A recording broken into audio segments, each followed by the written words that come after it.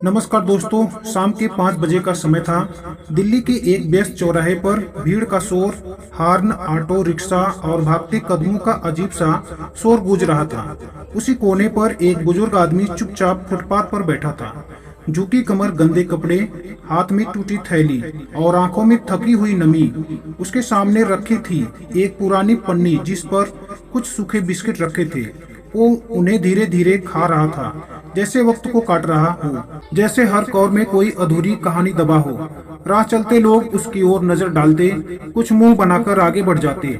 सारे ऐसे ही होते हैं, सुबह से शाम तक सड़क पर पड़े रहते हैं। किसी ने कहा से आते हैं ये लोग, ना काम करते हैं ना किसी को चैन लेने देते हैं। एक लड़का अपनी गर्लफ्रेंड के साथ जा रहा था। बुजुर्ग को देखकर बोला, अरे देखो ना, जैसे किसी पुरानी फिल्म का एक्टर हो। पर वह बुजुर्ग ना कुछ कहता, ना किसी को देखता, बस आसमान की ओर देखता रहता, मानो कुछ कर रहा हो। फिर अचानक एक पुलिस जीप रुकती है। दरवाजा जोर से खुलता है और उसमें से निकलता है एक नया भर्ती हुआ, दिखावे में तेज, बातों में अकड़ा हुआ सब इंस्पेक्टर, नाम पंकज राठी। उसने आते ही गुस्से से चिल्लाया, अबे ओ, यहाँ क्यों बैठा है? यह फुटपाथ है या तेरे बाप का घर?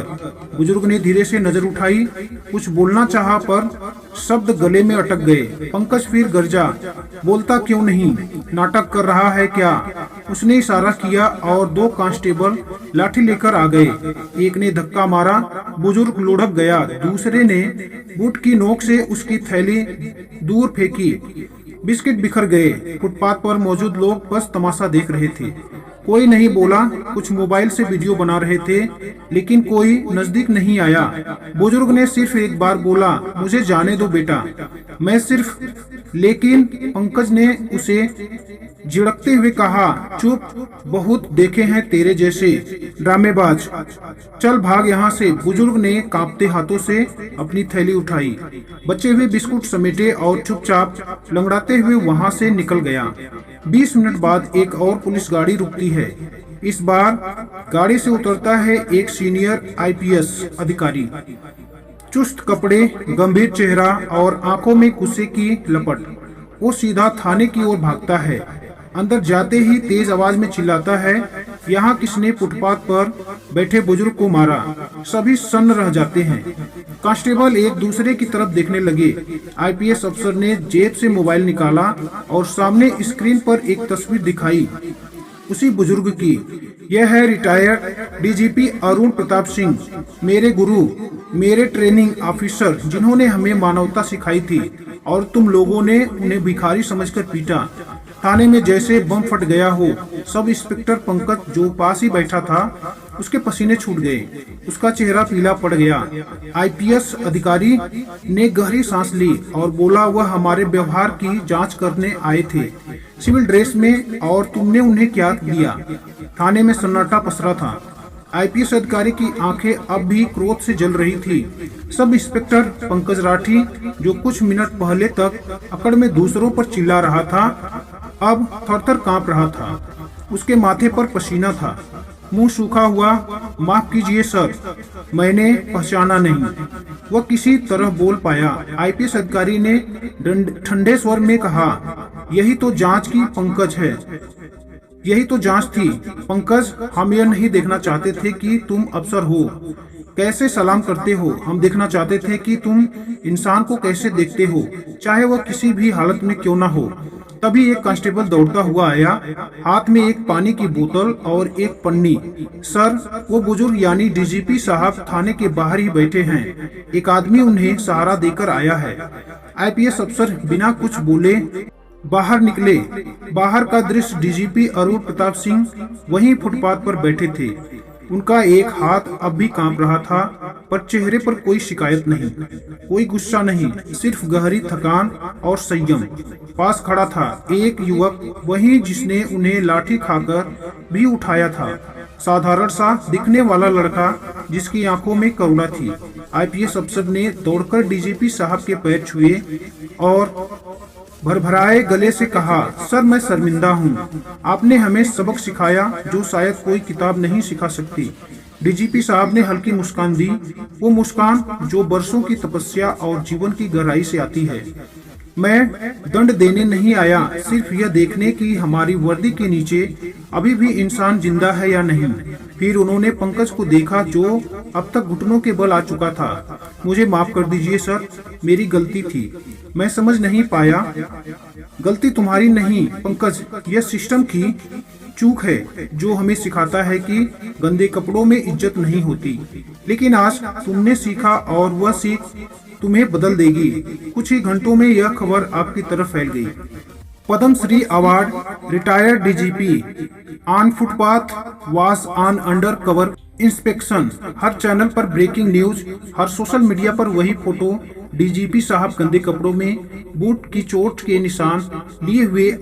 थाने के बाहर भीड़ जमा होने लगी, लोग माफी मांगने लगे। कोई चुपचाप उनके पैर छूने आया तो कोई फूल लेकर। लेकिन डीजीपी साहब कुछ नहीं बोले, सिर्फ एक बेंच पर बैठकर आसमान की ओर देखते रहे। जब वह खुद सख्त अफसर थे, अपने यूनिवर्स को हर बार यही कहते थे, वर्दी तुम्हें ताकत देती है लेकिन तुम्हारा बर्ताव तुम्हें इंसान बनाता है।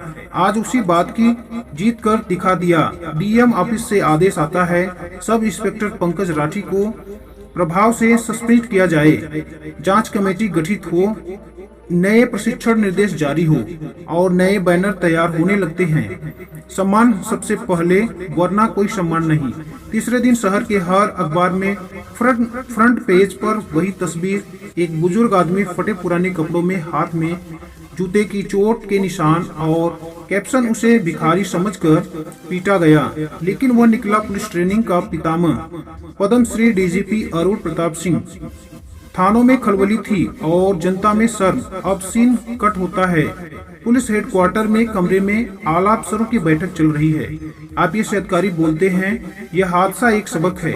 हम सिर्फ लॉ एंड ऑर्डर नहीं संभालते, हम उम्मीद भी संभालते हैं। अगर हमारी लाठी उन बुजुर्गों पर उठे जो कभी हमें चलना सिखाते थे तो हम अपने पेशे से विश्वासघात कर रहे हैं।